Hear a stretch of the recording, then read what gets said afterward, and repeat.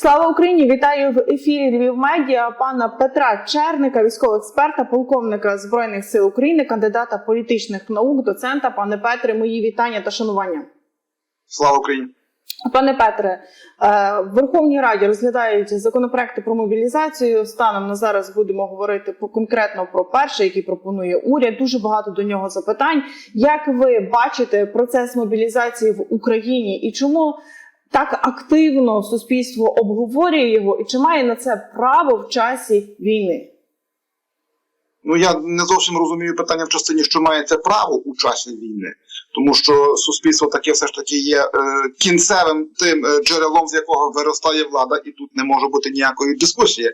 Але на мій погляд, на мій упереджений погляд, я можу навіть і помилятися, у чому у нас немає альтернативи в частині, що стосується мобілізації. Війна зжирає людське життя і буде зжирати надалі. Розуміємо, що війна екзистенційна. Або вони нас, або ми їх. Третього не дано. І ніхто, крім нас, воювати не буде. А направду все дуже добре треба паралелити у нашу історію. Давайте ми нагадаємо буремне 20 століття, особливо його початок, коли ми мали 4 держави, на жаль, які ще були у скаженні міжособиці одна з одною, і велику кількість ворогів, що якнайменше 5, а найбільше й московити. І на превеликий жаль, програли ми цю війну тоді саме їм. Що потім вони нам влаштували в 1932-33 році? Голодомор. Явище, яке не може і досі бути осмислене здоровою людською психікою. Але це так. І коли московити вкотре увірвалися в Бучу, Бородянку, Ірпінь та інші міста, вони показали, що вони будуть з нами робити. Нам всім дуже зручно вішати собак на Путіна, що, мовляв, він розв'язав війну, він здохне, все буде добре. Але не Путін убивав, гвалтував і розстрілював у згаданих містах. Це робили звичайні росіяни. І навіть якщо уважно відстежити ті моторошні відео, які тяжко здоровій людині дивитися, вони робили це із насолодою. А робимо собі простий висновок. А якщо ми зараз програємо цю російсько-українську війну, так як росіяни собі це бачать, а вони бачать себе в Ужгороді, що вони нам влаштують? Тоді виникає просте і зрозуміле запитання, а який у нас вибір? Чи шлях мобілізаційного закону і всіх аспектів навколо нього буде важким? Однозначно. Чи буде дуже багато помилок? Однозначно. Чи буде дуже багато болю? Однозначно. Країна, котра більше 30 років не займалася своїм оборонним укладом так, як треба, хоче дати відповіді на всі питання, які, наприклад, провідні країни, такі як Ізраїль, давали відповідь десятиліттями і ще досі не дали, то так не буває. Буде скрушно, буде важко, але на цей шлях треба ставати і ним треба йти. Я хотіла з вами уточнити ще один аспект, тому що генерал Залужний після поїздки до Куп'янська сказав, що росіяни намагаються наступати на всіх напрямках. Як ви бачите, яке завдання Кремль поставив окупантам, чого вони намагаються досягти? Дуже просте і дуже зрозуміле. Вони з'ясували, що ліквідувати нашу українську державність на цьому етапі не зможуть. Це головна мета спеціальної воєнної операції. Отже, треба опанувати завдання мінімум. Завдання мінімум вкрай просте. Вийти на адміністративні кордони Донеччини та Луганщини і бажано повернути Куп'янськ. Чому Куп'янськ? Тому що там залізничний великий вузол, а 90% всього, що возиться в зону окупації, возиться залізницею. Перший часовий проміжок вони виставляли до 14 грудня минулого року, до розмови Путіна з власною бидломасою не впоралися. Тепер точно мають наказ виконати це завдання до часу самоперепризначення Путіна на посту президента. Чи впораються? Побачимо. Мені дуже важко спрогнозувати, як відбуватиметься зараз зміни на лінії боєзіткнення. На цю хвилину фронт став у таку собі своєрідну вогневу рутину, як таку. Перемелюємо один одного, звичайно, із колосальною великою користю на наш бік. Чи рано, чи пізно ця точка буде порушена, неминуче. Питання лише ким і за яких обставин, і які будуть результати. А мобілізація в Росії, вона ж ніколи не припинялася. Вона була прихована, але вона завжди була, завжди нові мобілізовані приїжджають в Україну. І, як ви бачите, після так званих виборів Путін наважиться на публічну мобілізацію? Цілком такий сценарій можливий. Вставай, страна огромна, він може реалізувати цей принцип. Чому зараз не реалізовує? Йому направду дуже важить ритуал, і не треба недооцінювати ці нарцистичні його якості, які потребують дійсно вселенської народної любові. Якщо зараз оголосити саме такого режиму мобілізацію, він може її не отримати. Він хоче на білому коні вкотре в'їхати у Кремль, і не треба недооцінювати оці людські психологічні слабкості, бо в його варіанті це не слабкість, це зміст його психології, він по-іншому мислити не може, а людська психологія насправді визначає абсолютно усе. На цю хвилину за режимом заміщення, і плюс, знову ж таки, є велика кількість добровольців, вони є. Не можна недооцінювати московицький менталітет в частині того, що вони направді сражаються за великою світлою Росією, і що вони направду б'ються зі світовим злом, це їхня міжсуб'єктна реальність, це їхній менталітет, це їхній культурний код, це частина їхньої суспільної культури. І так воно в дійсності є. Вони переконані, що не б'ються із лютими військами НАТО і невідомо з якими укронацистами і всіма вселенськими найманцями світу, які хочуть дійсно знищити Росію як таку. І це правда. І в цій хвилині 25-26 тисяч на місяць заміщають. Як воно буде виглядати надалі, побачимо. Мобілізаційний ресурс від 1,5 до 3 мільйона людей вони мають. Принаймні такий офіційно декларують. А є деякі експерти, котрі стверджують, що всім є. А кожному вручити автомат Калашникова чи рушницю Мосіна, чи якщо треба дістануть зброю Другої світової війни, ППШ, ППС, яких виготовлено поза 8 мільйонів, знайдуть якісь там рештки патронів до них і дадуть один короб чи один барабанний магазин, і знову ж таки за родину, за Путіна, за величію в бій і ще раз у бій, то не можемо скасувати цю дійсно велику кількість люду. Інститут вивчення війни подає інформацію, що російське видання Фонтанка опублікувало інтерв'ю з головою Комітету оборони Державної думи Росії, таким собі Карпатоловим, 9 січня, в якому він заявив, що навіть у так званій переможній війні 44-45 років радянські війська стикалися з труднощами. І він говорить про те, що зараз Росія, образно кажучи, десь у грудні 43-го переходить у 44-й рік. І він пояснив свою логіку, стверджуючи тим, що українські війська зазнали невдачі влітку 23-го року в контрнаступі в Запорізькій області, так само, як нацистська Німеччина зазнала втрат у боях у 43-му.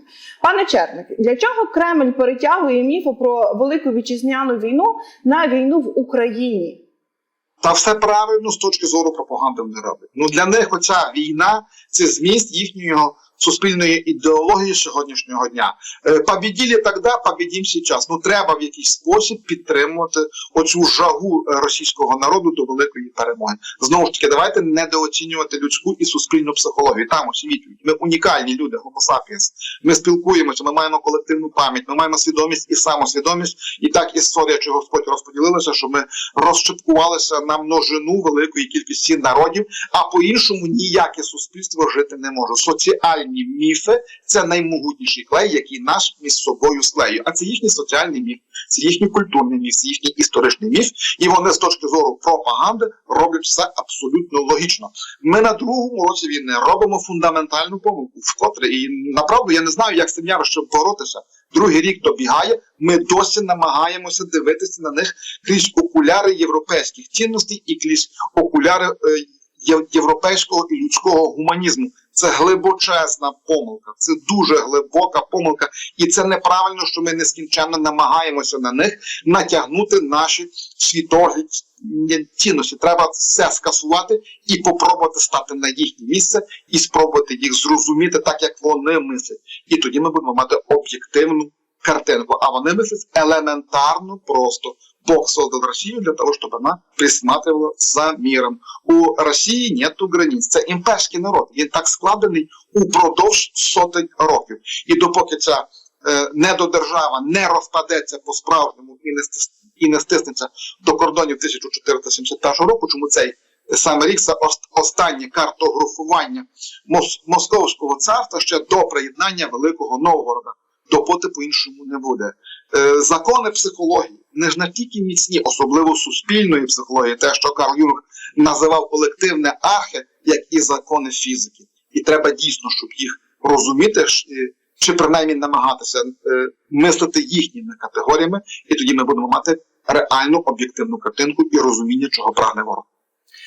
Скажіть, будь ласка, тут, коли ми говоримо про розпад Росії, таке складається враження, що не всі готові йти на цей розпад Росії. За 2 роки повномасштабної війни ми вже чули дуже багато аргументів проти, мовляв, велика ядерна країна, що буде з ядерною зброєю. Але щоразу, коли Росія обстрілює українські житлові будинки, готелі, дитячі садочки, мені здається, що це питання вже мало би стояти на порядку денному, як розробити план, як має розпастися Росія. Пане Черник, я, звісно, можу помилятися, але на вашу думку, чому наші партнери не готові до цього? І не будуть готові, допоки не буде очевидності нападу. Допоки не станеться такий собі Перл-Харбор, як свого часу японці ударили по Америці у грудні 41-го року, і тільки тоді вони відважилися на вступ у війну, допоки і не буде. Але це привід. Це казус беллі, отак воно правильно називається. Де головна причина? Перше, ядерний шантаж. Він шантажує весь світ, шантажує дуже впевнено, шантажує з розумом, тобто розуміє, що говорить, що він вдасться до ядерного апокаліпсису. Чи локального, чи глобального. І хто знає, де точка неповернення. Чому бояться? Згадуємо 1962 рік, так звану Карибську ядерну кризу.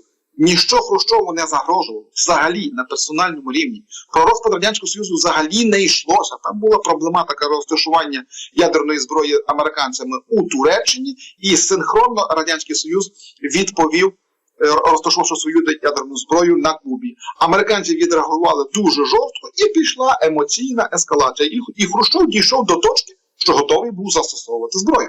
Підкреслю, ще раз, нічого йому не загрожувало, а Путіну загрожує. Загрожує по-справжньому. Він оголошений у міжнародний розшук, він злочинець, він в Гаагу не піде. За жодної обставини, то що йому залишається. І він дуже, знову ж таки, його власна цитата.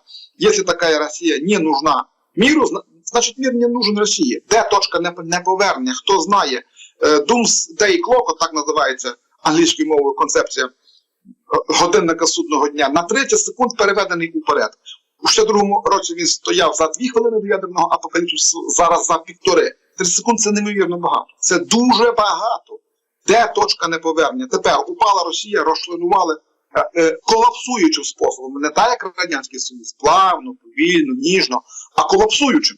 Ось упалося. А світ дуже радикалізований. 1991 рік і 2023 – це 2 різні планетарні уплати. Арабська весна сталася, і Ісламська держава з'явилася, її розгромили, Таліб і так далі. Скільки у світі знайдеться радикальних організацій, котрі при відсутності політичного контролю вирішать поборотися за тактичну ядерну зброю. Кілька ядерних снарядів, і не треба їх підривати як ядерні. Просто десь, скажімо, залити свинцем, щоб не було радіофону, виставити наверх детонатор, обкласти це все звичайною вибухівкою там всередині і підірвати десь у Нью-Йорку. Та не так уже складно такий ящик 1,5 метра провести через Канаду у Нью-Йорк. І буде просто банальне, невелике радіоактивне забруднення. А як на це відреагують світові біржі?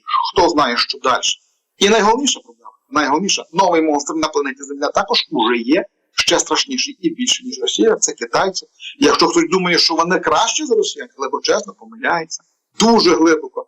А як цьому новому монстру віддати глобальні ресурси Сибіру? От як їх віддати? Розвалити Російську Федерацію не так уже і складно. Головне політична воля. Збити ціну на нафту, протримати цю ціну на низьких показниках у межах $20 за барель, а то ще й нижче. Американці із британцями це вже робили. Маргарет Тетчер і Рейган домовилися в 1980 році про таку стратегію. До речі, 5 років працювали. Це теж не одного дня робота. На 85-й рік вийшли на низькі ціни на нафту, протримали їх більше року. У монстра не залишилося грошей. Він рухнув швидше, ніж вони собі планували цей рух. Цей розвал. От нема відповіді на оці запитання. Але є ще одне. Правил нема у світі. Їх просто не існує. В глобальному сенсі цивілізація в глухому куті. І ніхто не бачить, як з цього глухого кута виходити. От така нерозв'язувана дихотомія. Чи буде вона розв'язана неминуче? Американці приречені із китайцями домовлятися по Сибіру. Домовляться. Але я не вірю, чи мирним способом, чи через війну, а чому ж ні. Більша частина війн саме через ресурси, природні, матеріальні. Так скроєна наша людська цивілізація. Однак, коли ця точка домовлення дійде, я не візьмуся прогнозувати. Та взагалі подивуюся, якщо знайдеться хоч одна людина в здоровій тямі і здоровому глузді, котра скаже, я знаю, як це все складеться. Може, така людина і є, але це точно не є. Пане Петре, а як Україна має ставитися до загрози від Китаю? І чи буде від Китаю загроза для України? Поясню своє запитання. Я от на днях почула таке твердження, що нам Китай, нам аби з Росією розібратися.